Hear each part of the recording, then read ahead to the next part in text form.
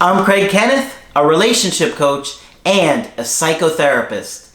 Every relationship is different and every breakup is different. Work with me and you'll get professional help on your situation. And if you're in no contact, focused on personal growth, my workbook series, The Knowledge, will help you make changes like you've never made before. Available now at AskCraig.net.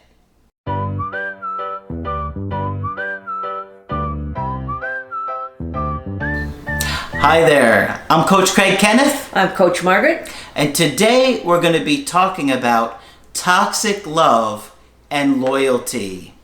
So we're going to cover a little bit more about toxic behavior, where it comes from, how it's connected with your family or their family, and how it affects you and the dynamics, right? So Margaret has got some really good information for you guys to think about, and it's helpful to kind of look at this stuff and gauge how your past relationships may have been toxic. And in order to fix them, you can look at what's not working and make some changes. Now, this is a pretty complex subject, so bear with me, and you'll let me know if I get too complicated here. Okay. All right? I'll count on you for that. Now, it's possible to be born into a toxic family. Mm-hmm. Think about that. If you have parents who are so focused on each other or their own needs that they can't pay much attention to you, think about that. And then think about what happens when, as all kids do and have to do, you go to them and ask for attention. What do you think happens? You don't get it. If you say, I'm sick, I don't feel good, I'm hungry, I have a need, my older brother's beating me up, and you don't get a response, not only that, they get annoyed when you ask and say, you go deal with your brother. Yep, they get angry at you. They get angry at you, They lash out at you. They lash out at you. That means you quickly decide that it's not a good idea to ask for your needs to be met. Sure. And that can be a lesson that stays with you forever, well into adulthood. And we've even talked about it in terms of attachment styles. Sure. But that's a bad experience. Now, you can be born into a toxic family, and like all kids, we think the family we're born into is wonderful, even when they're not. Yeah. And so we learn how to do business from people who do business in a toxic way. Okay? Yeah. And suppose dad is the controller in the family, and it isn't necessarily dad, it could be mom, but we'll give dad the rap as usual. Or grandparents. Oh yes, and grandparents, absolutely good point, because intergenerational toxicness absolutely exists. Oh, absolutely. Absolutely, yep. Yeah. You've seen a lot of that. I have seen an awful lot of that. But if you're born into a family that does business this way, then that's what you learn. Okay, and you have no way of knowing that that's not the right way to do things. And so you may approach the world from the point of view of not wanting to be noticed. If you get noticed in a toxic family, you can get hit, you can be told to be quiet, you can certainly see what happens when other people ask to have their needs met. So you learn. Sure, yeah. So you learn to close off the world around you. Okay? To not respond to it, to stay small and try to become invisible. And I worked with a woman one time who had been anorexic, and she had been into substance abuse. And she was very blonde and very tiny, and she really looked like she was physically trying to become invisible. And when she was approached with that metaphor, she had volumes to say, because that is exactly how she had felt. I just got lucky with my observation. But I doubt that. But literally, you could see that she was trying to disappear.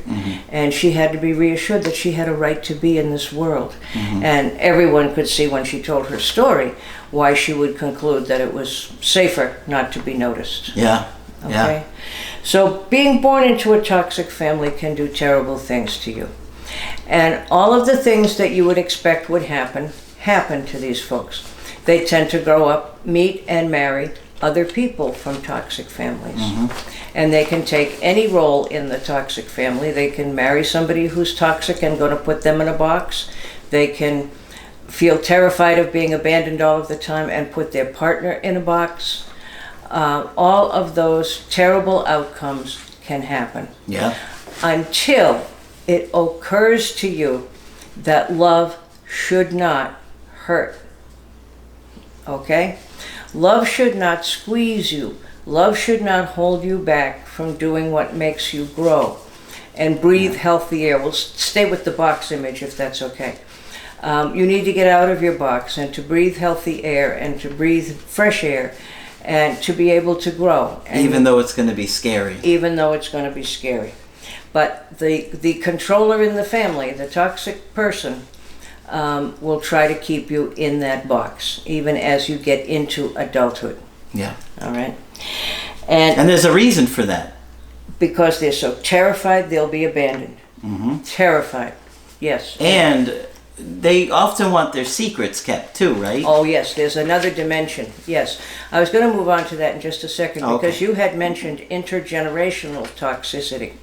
One of the things I've noticed, because I've been a trauma therapist for these many years, I've worked with many, many, many women who have come from this kind of family and then have experienced this kind of marriage. And beyond the marriage, there is a huge push that these families, these toxic families make to keep people loyal and to keep them from talking about what really went on in their family of origin. And I heard today, in fact, when I was talking to a gentleman this morning, that there was that his girlfriend talked with her mother every day and always got off of the phone missing the family and wishing she could be back there with the family, which of course was probably the worst thing for her possibly imaginable. She had come from an extremely dysfunctional family, and even this man didn't know everything that had gone on. But families will hold on to, especially mothers, will hold on to these grown women and not allow them out of the original box they were born into, if they can. Yeah. Until the person is able to say, wait a minute, again, this is a small box I'm being kept in, and this is not okay. I'm not going to put up with it anymore. And it takes an enormous amount of courage to do that, because these families can generate guilt trips you can't imagine. But I have seen people do it. And I can think of one woman in particular who had an extremely toxic sister coming to visit her. And she really didn't want her to come. And I said to her, you don't have to. You can tell her you're not letting her in the door. Or you can tell her you're not letting her in the door unless she contracts with you that we're all going to treat each other respectfully. And then, of course, people get scared to death that what little family they have, they won't have anymore. But this woman, who was enormously gutsy, did it. And said to this woman, I'm not letting you in my door until we both are clear that we're going to be nice and positive with each other for your visit. And the woman growled, okay, but did it. But did it. And it changed this woman's relationship with her entire toxic family. So usually if you challenge these people, they're not quite as formidable as they have seemed to be. But the guilt trips are terrible. Oh, yeah. The guilt trips are terrible. One of the most abused people I ever worked with went home to take care of her mother when she was in her final illness, purely because of very well executed guilt. Wow. Okay? So it's very powerful stuff. But the secret is escape. And the secret is to trust that things can get better. And that loyalty under these circumstances isn't loyalty, it's submission. Say that again. Okay. Loyalty, people will say, I need to be loyal to my mother, to my family of origin, and I need to give up my present life to go and take care of them, because they're going to make me feel guilty if I don't. They don't say that part of the sentence, but it's there. And to do that, to give up your own selfhood and your own well-being, is not loyalty, it's submission. You're submitting to the guilt trip that was being put on you. Wow. Because our first job in this world is to become the best people we can become. And when somebody's telling you that family obligations override that, you have to say no. Unreasonable family obligations, Sure. not reasonable ones. Yeah. But I've seen many crises manufactured so people can't go to weddings or can't go to other important things that they've needed to go to. I've seen every manipulation in the book. And it's all to keep the person on the bookshelf in the right spot. Can you give a good example of one of those that you saw? Like a crisis that somebody would manufacture? Well, there are many people in this world who have health crises at least every couple of weeks. Mm-hmm. In fact, I had a woman one time, her mother I think was in Missouri. I think that was it, I think it was Missouri. And every time this woman's life would start to go well for her, mother would have a health crisis, go to the hospital, and the hospital would call this woman. Finally, after the fourth crisis, I said, no, this is not happening. You're not doing this again. She didn't have the money to go there. She had to fly there, all of that kind of thing. And then there was the woman whose mother got cancer every Thanksgiving. Oh, I remember you telling me this story. Because things were so crazy, and some of these really, really toxic families are at their finest toxicity in the holidays, over the holidays. You gotta amp it up. Yeah, you got that holiday spirit. That's right, that holiday spirit. But every holiday season, this woman would have enough sense to say, I don't want to go have the holiday with my family, because she was the family scapegoat and she'd get beaten up by absolutely everybody. So of course she didn't go. Mm-hmm. So every Thanksgiving, mother had some doctor's appointment that said she might have cancer and they'll only find out when the tests come back, but they're pretty sure. Now, when that happened the third time, I said, oh no, come on now. You don't want to go. You shouldn't go. It always turns out to be ghastly for you, and then everybody blames you for ruining Christmas. Mm-hmm. All right? So those things can all be done. Love shouldn't hurt, and love should not be limiting. Yeah. All right? Was there a particular manipulation that stood out over the years that really just made you think, no, now that is something I've never seen before? I'd have to think about that a bit, which I'll do. Health manipulations were quite good. Someone else is abusing me is another one. But give me a little time to think about that. I'm sure I've got a good one. Mm-hmm. I'm sure I've got a good one. All right, we'll cover that in another video. All right, we'll go to that one in another video. Okay. But it's as wild as the human mind can be. I've known people to say they'd been arrested when they hadn't. You've got to come down and bail me out. What about fake pregnancies? I have dealt with a slightly older population. Mm-hmm. But that can be determined so quickly these days. Yeah. It's not quite as useful as it used to be. I had one woman who so desperately wanted her mother to act like a mother that she would say that her adolescent boys had beaten her up and somehow managed to get some bruises so that mother would come and help her with the adolescent boys. Wow. Who hadn't done anything at all. They were nice kids. Wow. But she was so desperate to have her mother act like, a mother. I can't even imagine how you figured that one out. I hadn't been in the field very long, and I thought, and I was doing child welfare work, which is crisis ridden. And I thought, wait a minute, this woman has had like 6 crises in the past X number of months.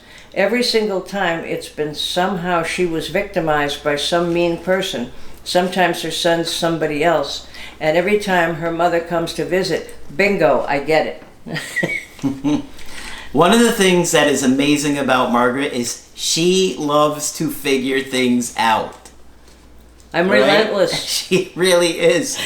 And you talked to me about before when you were in school 400 years ago. Yes. About how you used to just walk around the house and think about putting the pieces of things together. I would pace around the house thinking, this does or doesn't make sense. Why doesn't it? There's got to be a theory here. There's got to be a lesson here. I've seen this in 3 or 4 cases. What's the theory? Where can I find it? And then I would follow people around if I thought they knew something I didn't about how to do all this. I would follow people till they told me what they knew. And your memory, this is incredible too. Margaret's memory is insane. It is. Right? Yes. I don't know, is it? You remember? I remember one time you said to me, this is probably at least 5 years ago, I said, Margaret, how do you remember that? Do you remember what you told me? No. I'm surprised. No. You said, I remember everything important that anyone has ever told me. If I hear you say it, I can remember it. Yeah. And I know you as Yeah. a person, as a human being, absolutely.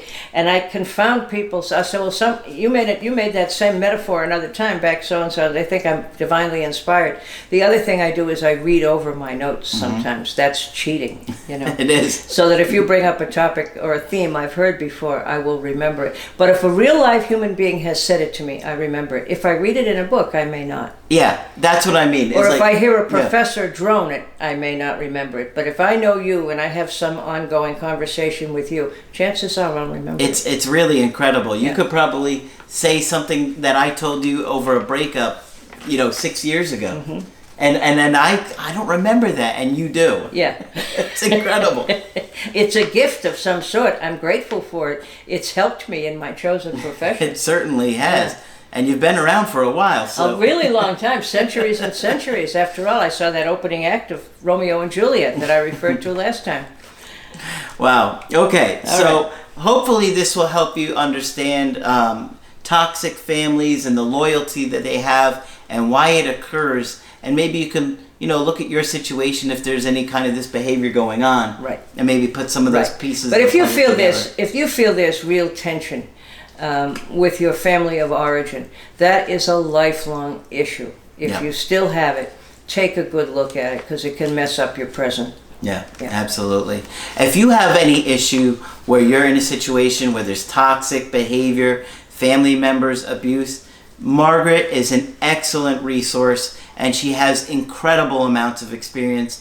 I cannot recommend her any more than I possibly could. She's absolutely incredible. The stuff that she sees and understands is far better than any clinician I've ever met, hands down. And you'll absolutely love talking to her. That's why I keep you on my shelf. See? So if you want to get our help personally, just go to my website, askcraig.net. Sign up for the coaching option that works best for you. I do email coaching and I do Skype. Margaret is available for Skype coaching. I am available, and I was slow to be able to see you for a while. I was backed up, but I've caught up now so I can see you more quickly. So please feel free. Just click on Margaret on the top of the website. Be sure to like the video for Margaret's hard work and subscribe to the channel and make sure you hit the little notification. That way you know when the next video comes out. I'm Coach Craig Kenneth. I'm Coach Margaret. And we will talk with you soon.